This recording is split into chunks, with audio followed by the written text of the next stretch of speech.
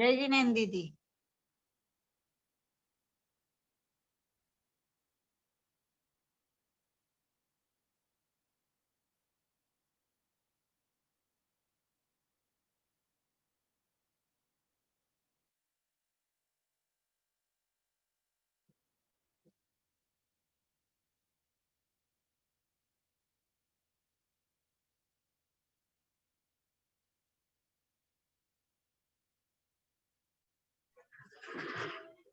Aunty जय जिनेन्द्र। जय जिनेन्द्र बोली मैंने। करे शुरू दीदी। हाँ हाँ हाँ। इसमें काम कर रही है। जय बोलिए अनंत अनंत सिद्ध परमेष्टि भगवान की जय। जय बोलिए आचार्य कुंद कुंद देव की जय। वारस अनुपेक्षा ग्रंथ राज की जय। मंगलाचरण कर रहे हैं। नम्यू न सौव सिद्धम ध्यानोत्तम खविद दीह संसारे। दस दस दो दो यजिने दस दो अनुपेहनम ओछे।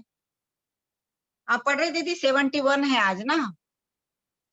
71 पढ़ू। हाँ हाँ पढ़ो आप पढ़िए।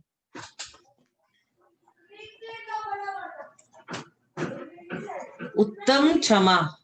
उत्तम क्षमा धर्म के बारे में हाँ 71 नंबर की गाथा में कह रहे हैं आचार्य। जी। हाँ आचार्य का कहना है कोहु पतिस्स पूर्ण बहिरंजदि हवेदि सखादम न कुणदि किम विकोहो तस्य क्षमा होदि धम्मोति।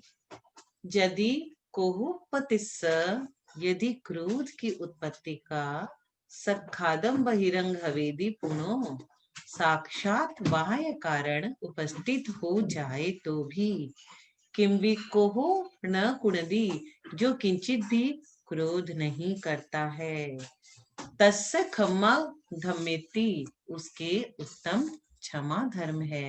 होदी मतलब होता है। इसका अर्थ यह है कि मुनि के क्रोध की उत्पत्ति के साक्षात कारण उपस्थित होने पर भी क्रोध रूप भाव नहीं होना समता होना उत्तम क्षमा धर्म है। इससे हमें यह समझना चाहिए कि क्रोध को हम क्षमा से जीत सकते हैं। क्रोध बहुत से लोगों को आता है लेकिन क्रोध आना जिसको आता है वो तो आएगा ही, पर इससे कैसे विजय प्राप्त की जाए इसके लिए हमारे गुरुवर प्रमाण सागर जी बहुत बार ऐसा कहते हैं कि यदि किसी को क्रोध आता है तो वो सब जगह ऐसा लिख के रखे मैं शांत हूँ, मैं शांत हूँ, मैं शांत हूँ। इस तरह से यदि कोई करता है तो वो शांत हो जाता है अर्थात क्रोध नहीं करता है। तो उन्होंने एक बार अपने प्रवचन में ऐसे ही कहा था कि किसी को बहुत ज्यादा क्रोध आता था एक जन को, तो उसे मैंने कहा कि तुम ड्राइविंग करते हो तो ड्राइविंग के स्टेयरिंग पे भी लिख के रखो कि मैं शांत हूँ, और जगह जगह जहाँ पे घर में तुम्हारी निगाहें जाती सब जगह लिखो। उससे उसका इतना ज्यादा उसको फर्क पड़ा कि उसका क्रोध धीरे धीरे कम हो गया। तो क्रोध ये जो 4 कसाय है ना, उसमें क्रोध ऐसी कसाय है जो अपने को भी पकड़ में आती है और दूसरों को भी। किसी के ऊपर आप जोर से क्रोध करोगे तो उसको भी समझ में आएगा और आपको भी। लेकिन यह अगर संज्वलन है एक अंतर मुहूर्त के अंदर 48 मिनट के अंदर खत्म हो जाती है तो इतनी डेंजर नहीं है। पर यह अगर प्रत्याख्यान अप्रत्याख्यान और अनंतानुबंधी रहे तो वो हमेशा हमको भव में रुलाएगी। अब आगे आचार्य उत्तम मार्दव धर्म के बारे में कह रहे हैं। कुल रूप जाति बुद्धिसु तव सुदशीलेषु गार्वम किंची जो नवी कुवदी समय से भवभमम हरि तरस्सा। जो श्रमणो मतलब जो श्रमण अर्थात मुनि कुल रूप आदि मतलब कुल रूप और जाति बुद्धिसु मतलब बुद्धि तव सुद मतलब तप श्रुत आदि शीलेशु मतलब विभिन्न प्रकार के शीलो स्वभाव से किम्बी गार्वा मतलब किंचित भी अभिमान नवी कुव्वदी मतलब नहीं करता है तस् मद्दव धम्मम हवे उसका वह मार्दव धर्म है। मुनिराज की जो कुल पितृ पक्ष रूप जाति मात्र पक्ष मतलब आदमी कुल और जाति का मत करता है ना, कि मैं उच्च कुल से हूँ, वो नीच कुल से है। कुल किसे कहते हैं? पिता के पक्ष को। हम जिसकी संतान है, हमारे पापा वाले पापा, उसके पापा, उसके पापा। और जाति किसको बोलते हैं? मातृ पक्ष को, हमारी मम्मी और वो जिस जाति की है उसको। तो किसी किसी को कुल का मद होता है, किसी को रूप को। इसीलिए कहा जाता है धन न मद को, धन न बल को। इसी किसी चीज का भी रूप, बल, मद, विद्या, किसी चीज का भी मद नहीं किया जाता है, निषेध कहा है। तो जो कुल, रूप, जाति, मातृपक्ष, बुद्धि, अनेक प्रकार की कला रूप ऐश्वर्य, तप, ज्ञान, शील, पूजा, सम्मान आदि, बल मतलब शक्ति पर किंचित भी अभिमान नहीं करने रूप मार्दव, उत्तम मार्दव धर्म होता है। बहुत ज्ञान हो गया किसी को, लेकिन वो अपने आप को ज्ञानी समझता ही नहीं, उसको कहते हैं कि मद नहीं करना। और कुछ लोग, मैं तो इंग्लिश मीडियम से पढ़ा हूँ, मैं तो चार्टर्ड अकाउंटेंट हूँ, मैं तो डॉक्टर हूँ, इंजीनियर हूँ, मैं किससे कम। बस वो मद, जहाँ पे भी मद आ गया ना, वो सब कुछ अपना नाश कर लिया। इसीलिए ये सारी चीजों का किसी को भी कभी भी मद यानी घमंड नहीं करना चाहिए। और घमंड करने की जगह अगर हम किसी दूसरे में ये गुण देख रहे हैं, कोई बहुत अच्छा पढ़ा लिखा व्यक्ति है, बहुत सुंदर व्यक्ति है, बहुत सुंदर तीक्ष्ण बुद्धि वाला व्यक्ति है, और हम उसकी इस गुण की तारीफ करते हैं, तो उससे हमें बहुत ज्यादा पुण्य का बंध होता है। तो अपनी तारीफ नहीं करना, अपनी निंदा करना, अपने अवगुणों को देखना और दूसरे के गुणों को देखना। उत्तम आर्जव धर्म हमें क्या सिखाता है?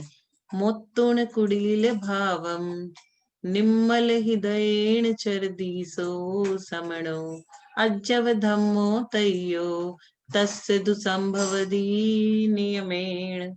जो समणो मतलब कि जो श्रमण मुनि कुड़ील भावम उत्तुण कुटिल भावों को छोड़कर निम्माल हृदयेण चरदी निर्मल हृदय से आचरण करता है, तस्य दुनियमेण उसी के अंदर ही नियम से तय्यो अज्जव धम्मो तीसरा आर्जव धर्म संभवदी संभव है। भावार्थ क्या हुआ इसका? जो मुनिराज मन वचन काय से छल कपट रूप कुटिल भावों का त्याग करके निर्मल पवित्र हृदय से जो सहज एवं सरल आचरण करते हैं, उन्हें उत्तम धर्म होता है। उत्तम आर्जव धर्म का यही मतलब है, सरल बनना मन में, वचन में, और कभी भी किसी से छल नहीं करना। यहाँ तो लोग हर एक चीज में छल कपट घुसा हुआ रहता है, एक एक उत्तर में दो दो अर्थ निकलते हैं लोगों की। और सरल स्वभावी जो होता है उसको लोग बोलते हैं ये तो बेवकूफ है। ऐसा ही होता है, जो सरल स्वभावी है वो अपने मन की सारी बात बता देता है, उसको बोलते हैं ये तो बेवकूफ है। पर संतावय कारण वयणमोत्तुण सधर्हिद वयणम जो वदति भिक्खु तिरियो तस्य दुधम्मो हवि संचम। जो भिक्खु, जो भिक्षु यानी कि मुनि, पर संताप के कारण, दूसरे के दुख के कारण भूत, वयनम मुत्तुण वचनों को छोड़कर, सपरहित वयनम स्वपरहितकारी वचनों को, वददी मतलब कि कहते हैं, तस्य दुसंचम धम्मम उन्हें ही सत्य धर्म हवे मीन्स होता है। तो इसका पूरा भावार्थ क्या निकला कि जो मुनि दूसरों को संताप देने वाले वचनों का त्याग कर अपने व दूसरों के प्रति हितकारी वचन बोलते हैं, वे सभी सत्य वचन ही उनके सत्य धर्म है। इसका मतलब सत्य, सत्य बोलने वाला। जैसे सत्य में कौन प्रसिद्ध हुआ था? हरिश्चंद्र। कभी भी कोई सच बोलता है ना तो उसको बोलते हैं ये हरिश्चंद्र की औलाद है क्या, ये लगता है उसी के वंशज से है। तो सत्य में वो फेमस था, वो कभी भी झूठ नहीं बोलते थे। और हमारे संयमी व्रती लोग भी कभी झूठ नहीं बोलते हैं। अच्छा, अब झूठ बोलना भी नहीं है और जीव की रक्षा भी करनी है, उस समय क्या हो? तो एक बार की बात है, एक मुनिराज बैठ के अपना ध्यान लगा के बैठे हुए थे।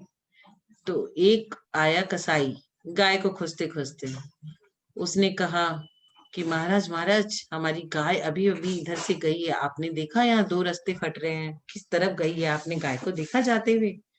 तो मुनि महाराज ने सोचा, यदि मैं सच बोल दूं कि हाँ गाय इधर से गई है तो गाय कटेगी, और यदि मैं झूठ बोल दूं कि नहीं गाय को मैंने नहीं देखा तो मेरे व्रत पे अतिचार लगेगा। तो उन्होंने क्या किया, वो बैठे हुए थे, खड़े हो गए और कहा उसको, कसाई को, जब से मैं खड़ा हूं तब से मैंने किसी गाय को यहाँ से जाते हुए नहीं देखा। उत्तम शौच धर्म की बात करते हैं आचार्य। अब क्या लिख रहे हैं इसके लिए? कंखा भाव निर्वित्तम किच्चा वैरग भावना जुत्तो जो वट्टदि परम मुनि तस्स तु धम्मो हवे सोचम। जो परम मुनि मतलब कि जो श्रेष्ठ मुनि है, कंखा भाव निवृत्ति किंचा कि इच्छा भाव की निवृत्ति करते हैं, वैराग्य भावना युक्तो वैराग्य भावना से युक्त होकर वह दी वर्तन आचरण प्रवृत्ति करते हैं, तत्सिद्धु उनके ही सोचम धम्मम हवे सोच धर्म है। जो इसका भावार्थ यह है कि जो परम निर्गंथ मुनि वाय समस्त पदार्थों के ग्रहण करने की इच्छा का त्याग कर वैराग्य भाव से युक्त होता है, उनकी उत्तम शौच धर्म होता है। अब हम उत्तम संयम धर्म की बात करते हैं। इसके लिए 76 नंबर की गाथा में ऐसा आचार्य ने लिखा है, वद समीधि पालनाए दंड चाएण इंद्रियेण परिणाम मानस्य पुन्नो संयम धम्मो हवे नियमा। वद समिति पालनाए मतलब व्रत समिति के पालन से, दंडचाएण पुण्यो मन वचन काय रूप दंड के त्याग से, और इंद्रिय जयेण इंद्रिय विजय रूप परिणाम मानस्य परिणाम से युक्त मुनि के नियमा मतलब नियम से, संयम धम्मो हवे संयम धर्म होता है।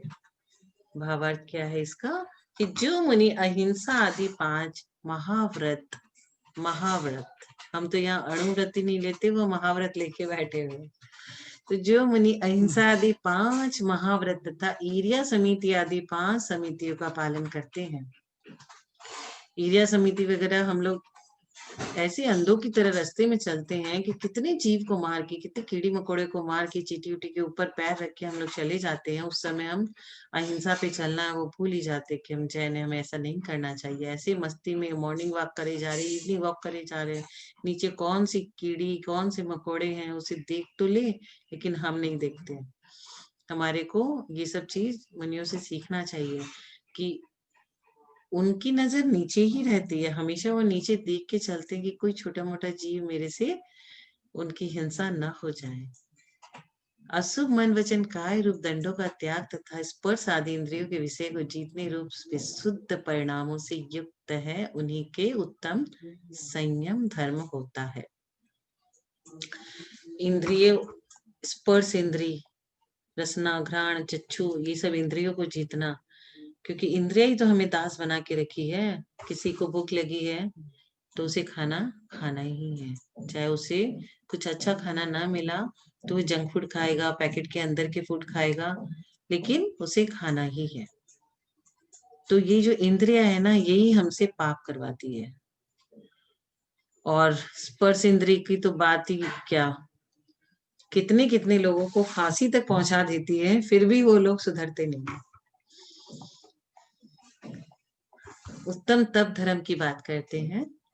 आचार्य ने गाथा 77 में उत्तम तप धर्म के बारे में लिखा है, विषय कसाय वणिक भावम काउण झाण सज्जाए जो भावई अपाणम तस्स तवम हो नियमेण। जो मतलब जो मुनि विषय कसाय विनिग्रह विषय कसाय को निग्रह कर झान सज्जाए भावम काउण ध्यान अध्यान रूप भावों को करके अपाणम भावई आत्मा को भाते हैं, तस्स नियमेण उनके नियम से तवम होदी तप होता है। इसका भावार्थ क्या है कि जो मुनि 5 इंद्रियों के 27 विषय को 27 विषय मतलब 8 + 2 + 5 + 5 + 7, 27 विषयों को तथा क्रोध, मान, माया, लोभ रूपी चारों कसायों को नष्ट कर, अर्थात इनको वश में न होते हुए, क्योंकि हम लोग इनके वश में हैं लेकिन ये इनके वश में नहीं है, तो इनके वश में न होते हुए स्वाध्याय और ध्यान को करते हैं। सारे इंद्रिय सुख को छोड़ देते हैं, क्रोध, मान, माया, लोभ को छोड़ देते हैं और ध्यान में लीन हो जाते हैं और हमेशा अपनी आत्मा का चिंतन करते हैं। क्या चिंतन करते हैं? कि आत्मा अलग है, शरीर अलग है। उन्हें ही नियम से उत्तम तप धर्म होता है। आज हम कहीं पे गए और हमें कोई बोलता है गेट आउट, तो हमें क्या दुख होता है कि इसको इतना भी मैनेज नहीं है, मुझे भगा दिया, अब हम यहाँ कभी भी फिर से नहीं जाएंगे क्योंकि इसे तो मुझे ऐसा कहा है। लेकिन हमने एक ठो कथा सुनी थी, उसमें एक मुनिराज मंदिर में दर्शन कर रहे थे और कहानपंथी वाले ने या किसी ने उनका हाथ पकड़ के वहां से हटा दिया, बोले आप यहाँ पे दर्शन नहीं कर सकते। तो मुनिराज चले गए जंगल में ये बोलते हुए कि हमारे लिए तो जंगल ही बना है, और उनको इतना सा भी क्रोध ना आया, इतना सा भी उनको जवाब नहीं दिए और जाके अपनी आत्मा में लीन हो गए। ये होते हैं जैन मुनि, जो अपने क्रोध, मान, माया, लोभ चारों कसाय को इतनी अच्छे से जीत लेते हैं और फिर ध्यान में एकदम लीन हो जाते हैं। 4 ज्ञान के धारी तीर्थंकर भी क्यों न हो, उन्हें भी तपश्चर्या के बिना ध्रुव सिद्धि नहीं होती। तपस्या के बिना कुछ नहीं मुक्ति है, अर्थात मुक्ति नहीं होती। दिगंबर दीक्षा लेके उन्हें भी तप करना ही पड़ता है। हमारे महावीर भगवान के जो गंधर्व देवता थे वो बहुत इंटेलिजेंट थे, बहुत विद्वान थे, बहुत बुद्धिमान थे, लेकिन जब महावीर भगवान की केवल ज्ञान की वाणी खिर नहीं रही थी और कोई गंधर्व नहीं मिल रहा था, तो इंद्र ने रूप बदल के उनको वहां से लेके आए थे। और जैसे ही महावीर भगवान का समोसरण देखा, उनका सारा का सारा मान गल गया। तो कोई सोचे कि हम ये सब चीज को जीत करके भगवान की तरह ध्यान लगा के कैसे रह सकते हैं, तो हमें ऐसा सोचना चाहिए कम से कम 2 से 4 मिनट के लिए बैठ के कि हम महावीर भगवान के समोसरण में हैं और भगवान की दिव्य ध्वनि गिर रही है और हम उसे सुन रहे हैं। आप देखिए आपकी कितनी ज्यादा, मतलब आपको कितना ज्यादा अच्छा लगेगा, आपके भावों की शुद्धि होगी। यह सोच करके, इस तरह का ध्यान करके ही आप अपने आप को एकाग्र कर सकते हो भगवान की तरफ। आप ध्यान कराते थे, बहुत अच्छा लगता है दीदी। कल आपका ध्यान मैंने बहुत बार सुना है, बहुत कल अच्छा लगता है। कल कर लेते हैं, कल तो वो होगा नहीं क्लास, अष्टमी है।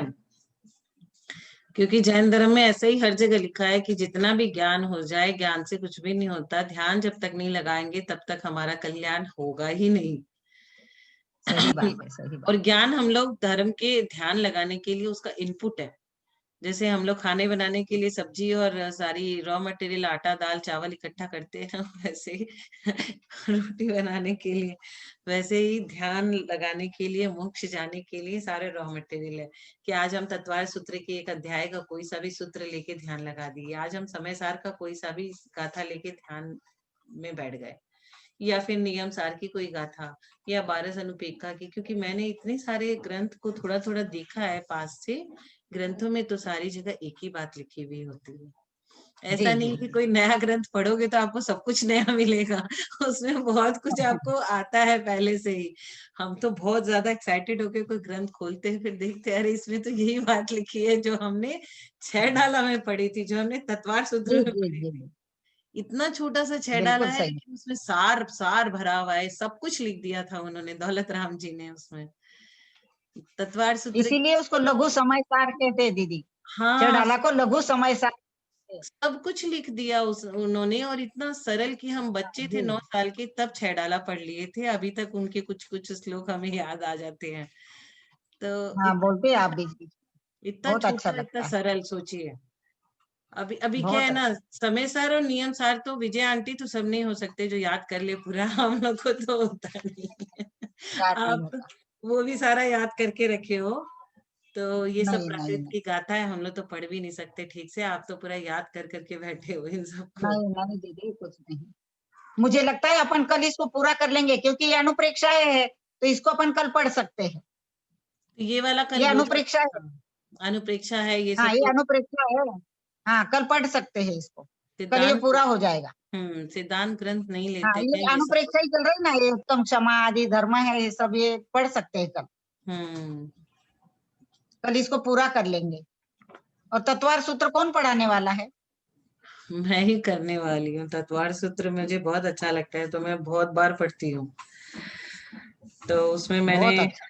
ग्रुप भी बनाया है, बहुत सारे मेरे जो चार्टर्ड अकाउंटेंट लोग हैं उन सबको बहुत ऐड भी किया है, तो उनके मैसेज भी आ रहे थे कि मेरी वाइफ लोग को ऐड करो आप। तो चला चला के मुझे वो लोग दे रहे थे नंबर कि आप इनको ऐड करो, और उसके बाद लिंक भी भेजा, तो उससे काफी लोग को सीखना है, क्योंकि तत्वार सूत्र ऐसा है कि छोटे छोटे सूत्र है उसमें, बहुत छोटे छोटे है, एक एक लाइन के सूत्र है। और वो अगर कोई पढ़ ले 10 अध्याय, तो उसे एक बार का जैन जैन धर्म क्या है बहुत कुछ उसे आ जाता है।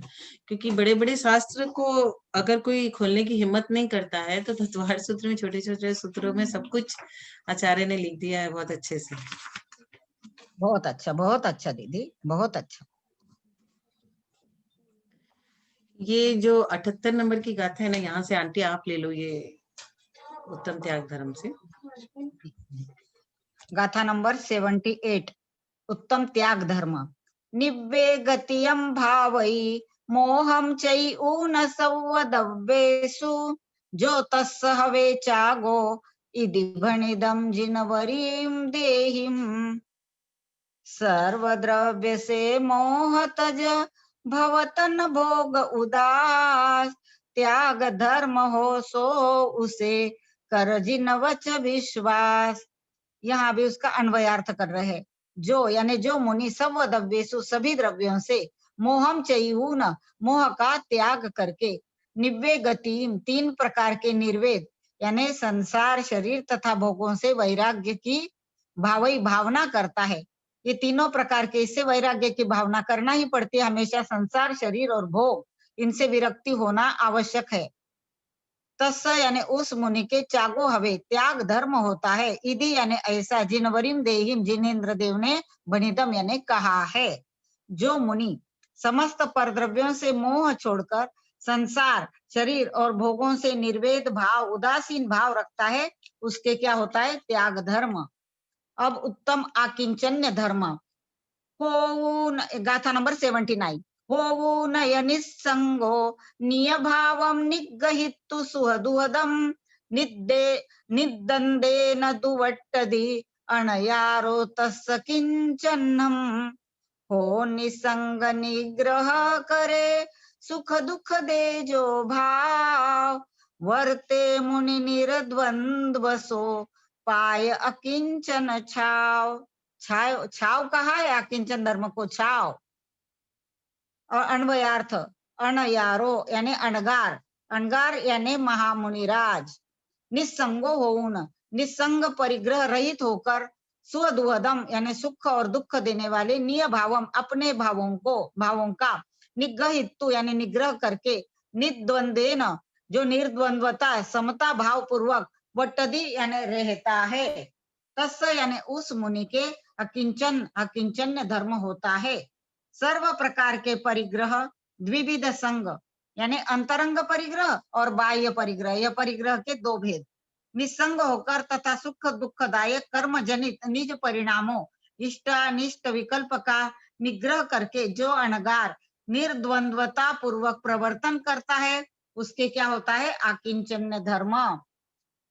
मेरा कुछ भी नहीं, यह आकिंचन धर्म। न किंचित कुछ भी अल्प मात्र भी मेरा नहीं, इसे कहते हैं आकिंचन धर्म।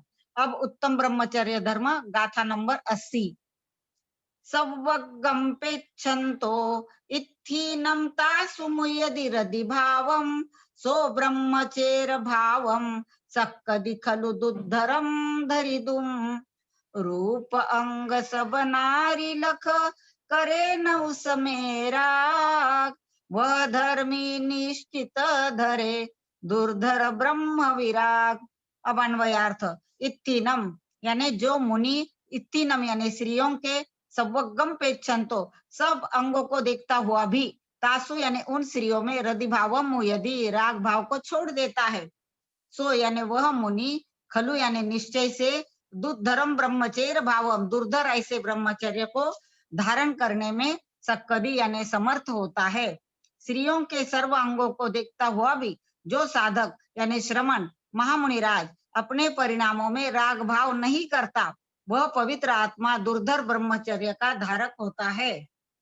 अब गाथा नंबर 81, मुनि धर्म से निर्वाण की प्राप्ति। सावय धम्मं चत्ता जदि धम्मे जो वट्टये जीवो सोचे वजादि मोक्षम धम्मम इति चिंतये नित्यम।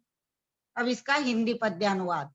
श्रावक व्रत पाले प्रथम फिर मुनि का आचार, सो शिव पद उसको मिले करयूं धर्म विचार। अब अन्वयार्थ। जो हूं यानी जो, जीवो यानी जीव, सावय धम्मम श्रावक धर्म को, चत्ता यानी छोड़कर, जदि धम्मे मुनियों के धर्म में, जदि यानी यति, यति धर्म में, वट्टदे यानी प्रवृत्त होता है, वर्तन करता है, सोचे वही, मोक्षम जादि वही मोक्ष को प्राप्त करता है। यदि इस प्रकार नित्यम यानी निरंतर, धम्म चिंतये धर्म का ही चिंतन करना चाहिए। जो जीव श्रावक धर्म का त्याग कर यानी उसको पार करके मुनि धर्म में प्रवृत्ति करता है, पहले उसने श्रावक धर्म का पालन कर लिया, अब वह मुनि धर्म में प्रवृत्ति करेगा तो उसे फिर मोक्ष प्राप्त होगा, और मोक्ष प्राप्त उसे होना ही है, यानी उसे मोक्ष की प्राप्ति अवश्य ही होगी। अब गाथा नंबर 82, निश्चय से द्विविध धर्म रहित आत्मा।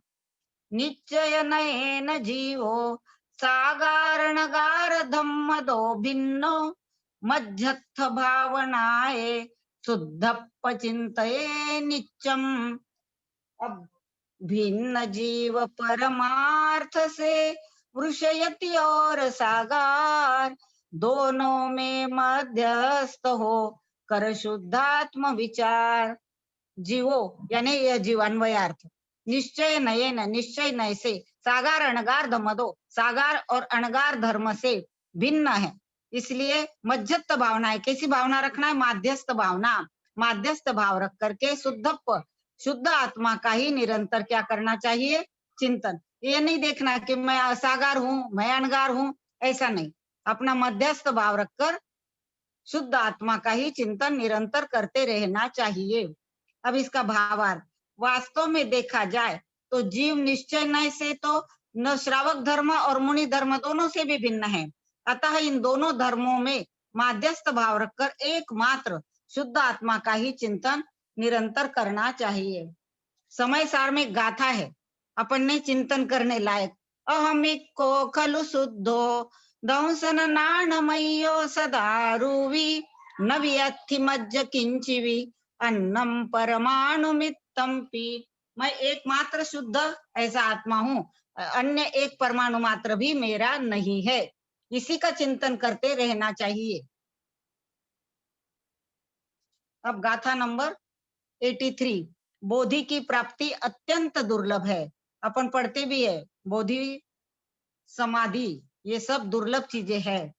उपपज्जद्धि सन्नानं जेन वायेन तस्सुवायस चिंता हवे बोहि अत्यंतम दुर्लभम होदी। जिस उपाय उत्पन्न हो जीव ही सम्यक ज्ञान, उस उपाय की चिंतना बोधि दुर्लभ जान।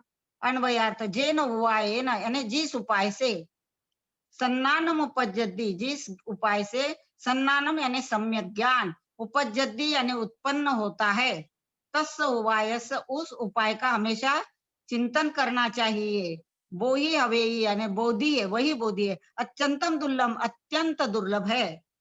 जिस उपाय से सम्यक ज्ञान की उत्पत्ति होती है उस उपाय का निरंतर चिंतन करना, यही बोधि दुर्लभ भावना है। अब गाथा नंबर 84, स्वद्रव्य उपादेय है ऐसा निश्चय सम्यक ज्ञान है। कम्मोदय जपज्जाया हेयं खाओ वसमीयनानं खु सगदव्वमुवादेयं निश्चित्तीय होदि सन्नानं। जो कर्मोदय जनित सो हेय क्षयोपशम ज्ञान, निश्चय से निज द्रव्य ही उपादेय सज्जान। खु यानी वस्तुतः, कम उदयज पज्जाया कर्मोदय जनित पर्याये, तथा खाओ वसमीय नानम यानी क्षायोपशमी। खाओ वसमीय यानी क्षायोपशमिक ज्ञान। हमारा जो ज्ञान है ना ये क्षायोपशमिक, इवन गंधर्व देवों का भी ज्ञान कौन सा है? क्षायोपशमिक ज्ञान। हेयम यानी हेय है, य यानी और, सगदव्वम उवादेयम सर्वद्रव्य स्वद्रव्य उपादेय है।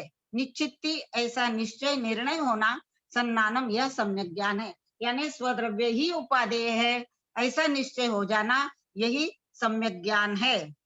क्षायोपशमिक ज्ञान तथा कर्मोदय जनित पर्याय पर द्रव्य है, इसलिए त्याज्य है। एक निज द्रव्य ही जीव के लिए उपादेय है ऐसा निश्चय सम्यक ज्ञान है। अब गाथा नंबर 85, केवल आत्मा ही स्वद्रव्य है।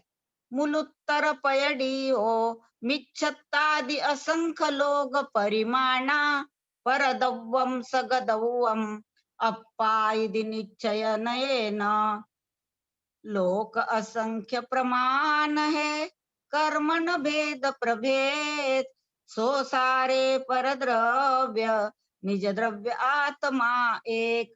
सारे पर द्रव्य है, अपने आत्मा ही एकमात्र निज द्रव्य है।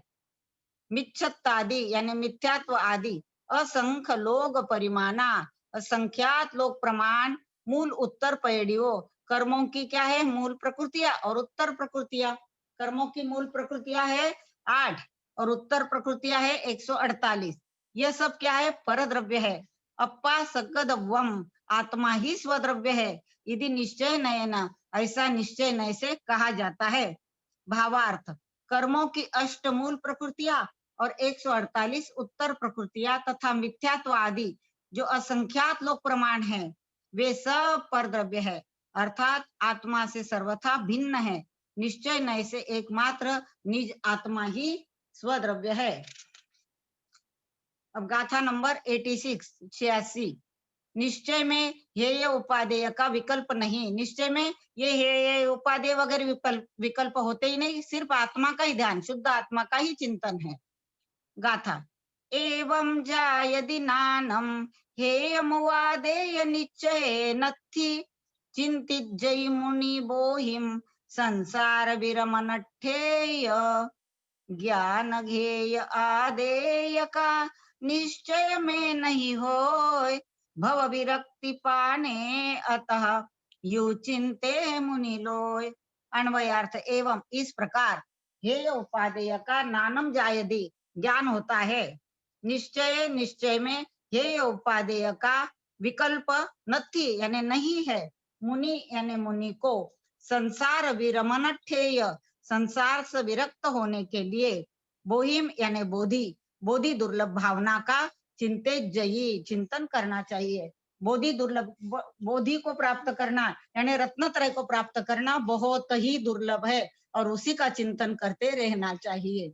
इस प्रकार अशुद्ध निश्चय नय से ज्ञान हेय और उपादेय रूप होता है, किंतु शुद्ध निश्चय नय से बोधि में न कोई हेय है न उपादेय, इसलिए संसार से विरक्त होने के लिए इस बोधि दुर्लभ भावना का चिंतन करते रहना चाहिए।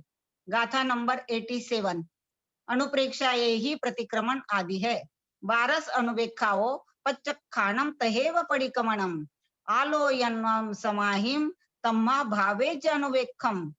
प्रतिक्रमण, आलोचना, प्रत्याख्यान, समाधि 12 भावन में अतः चिंतो अनुप्रेक्षादि। अब यहाँ अन्वयार्थ, 12 अनुवेक्षाओ ये 12 अनुप्रेक्षाएं, जो हमने अनुप्रेक्षा किसे कहते हैं? जिसका बार बार चिंतन किया जाए उसे कहते अनुप्रेक्षा या भावना। 12 भावना भी हम सुनते नाम।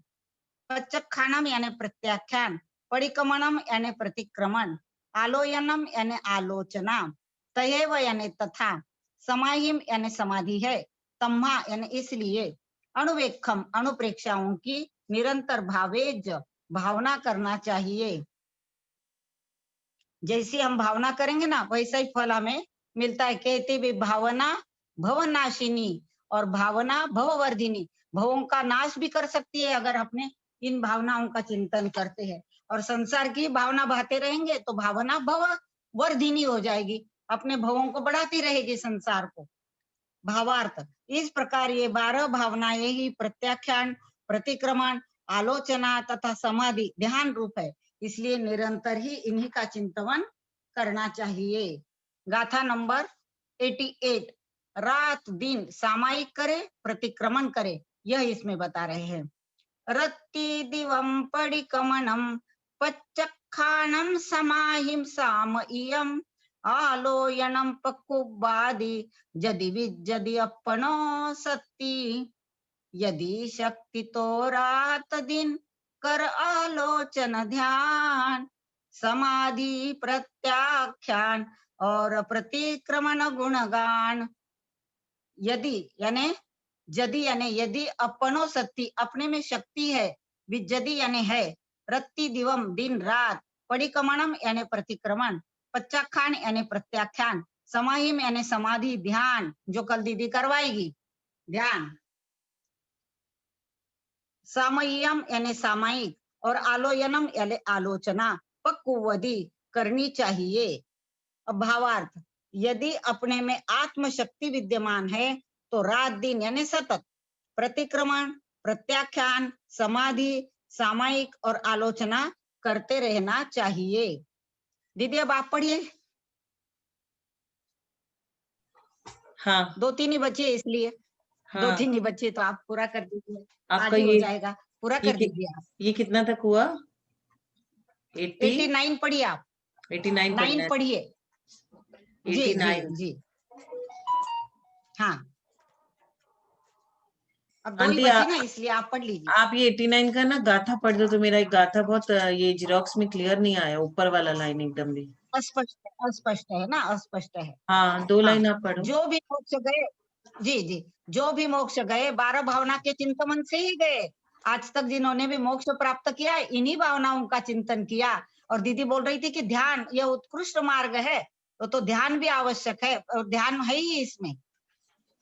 मोक्ष गया जे पुरीसा अनाई काले न बारसनो वेखम परिभावी ऊन सम्मम प्रणमामि पुनो पुनो ते सिम। अब पढ़िए दीदी, बहुत सुंदर। इसका अन्वयार्थ ये है कि अनादि कालेण मतलब अनादिकाल से आज तक। अनादिकाल से आप ये सोच सकते हो, आप कहाँ तक सोचोगे?